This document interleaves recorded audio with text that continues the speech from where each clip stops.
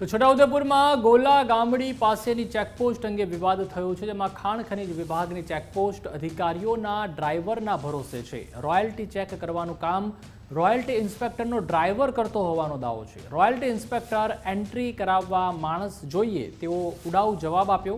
જાગૃત નાગરિકે વિડીયો બનાવી વાયરલ કર્યો. इंस्पेक्टर हैं, वो अपने दूसरी तपास में गए हुए थे. उन्होंने शायद आपको बताया भी था कि वो संखेड़ा के दूसरे एरिया में चेकिंग में गए हुए थे.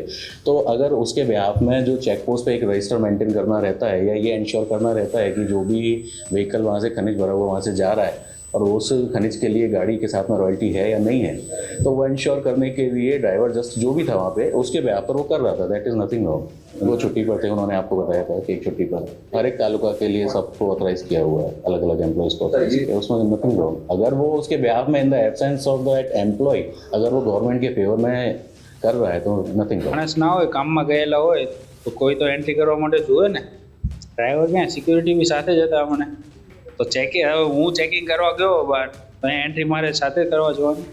ફિલ્ડમાં ચેકિંગ મારે હોય, રોયલ્ટી અહીંયા સિક્યુરિટી એના માટે જ અમે આપેલા છે. હા, હું તો છું. ચેકિંગમાં ગયો તો બધું સાથે લઈને જાઓ, ચેકપોસ્ટને સાથે લઈને જાઓ. ચેકિંગમાં ગયા હોય તો અહીંયા અમારો સ્ટાફ તો હોય કે ના હોય, એમ વસ્તુ છે.